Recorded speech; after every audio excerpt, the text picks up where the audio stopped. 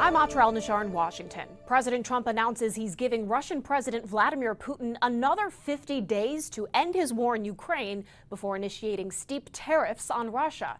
We're also learning more about a new plan to distribute weapons to Ukraine through NATO. After months of failed peace talks and ramped up attacks on Ukraine in recent days, President Trump giving Russian President Vladimir Putin an ultimatum. And we're going to be doing very severe tariffs if we don't have a deal in 50 days. Tariffs at about 100%. President Trump also detailing a new weapons distribution plan that will go through NATO and will include highly coveted Patriot air defense systems. We are going to be sending them weapons and they're going to be paying for them. This is again Europeans stepping up. The president adds that he's now willing to punish countries that do business with Russia with 100% secondary sanctions if there's no peace in 50 days. That's not as far as many in Congress would like him to go. There are now more than 80 Senate co-sponsors of a bill to impose up to 500% tariffs on those countries. China, India, and Brazil buy oil and petroleum products and other goods from Russia. That's the money Putin uses is to prosecute the war. Last week, Senator Lindsey Graham announced he secured the president's support for the bill. Monday, the president told reporters it may be unnecessary and he can act unilaterally. I mean, the 500 is, sort of meaningless after a while because at a certain point it doesn't matter. It's not going to be, it's 100. 100 is going to serve the same function. Even as the president acknowledges the bloodshed, his 50-day deadline for Putin is at odds with the urgency expressed by many in Congress and European partners watching Russia's deadly summer offensive. And I thought we should have had a deal done a long time ago. But it just keeps going on and on and on. And every night people are dying. Trump called 50 days a very short period of time, but also believes it's enough time for the Russian dictator dead set on his 3+ year invasion to maybe change his mind. In Washington, I'm Atrel Nashar reporting. As frustration continues to mount against Russia and Vladimir Putin, President Trump plans to announce a plan to send more weapons to Ukraine later today. Joining us now to discuss is our own Washington insider, Armstrong Williams. Good morning to you, sir. Good morning.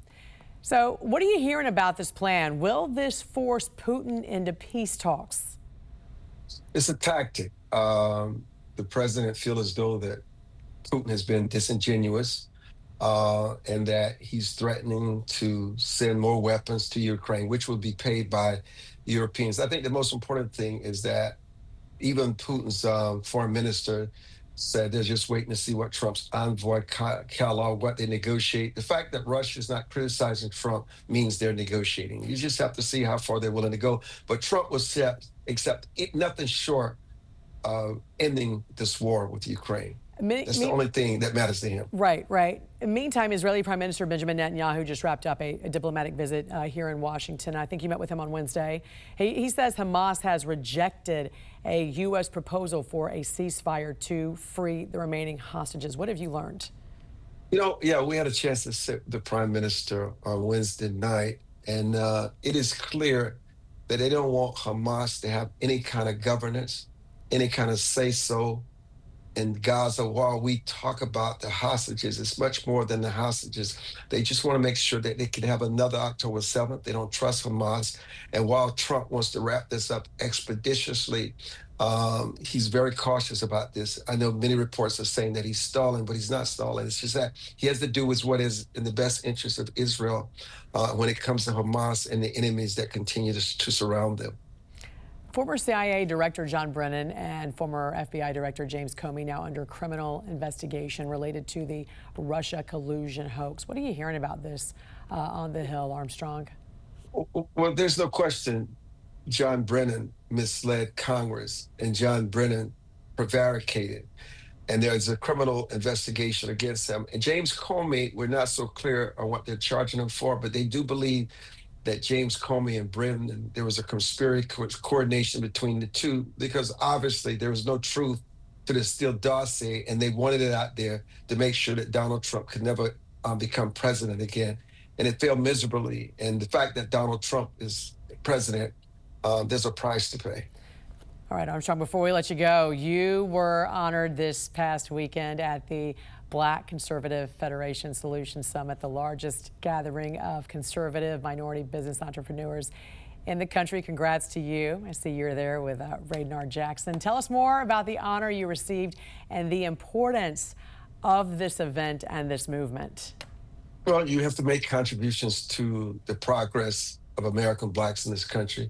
You have to have hired a significant and empowered them in the field of entrepreneurship. And you had to be a trailblazer in terms of what you continue to do to impact not only just African Americans, but all of America. As I was honored by people along with Kate James and others. It was just a high honor, especially with the honorees that joined us on that stage. It was really an honor, and kudos to Radar for a fantastic night, and also saluting entrepreneurship in this country, because that is ultimate freedom. And that is the difference in what Dr. King said. We've got to go from civil rights to economic empowerment.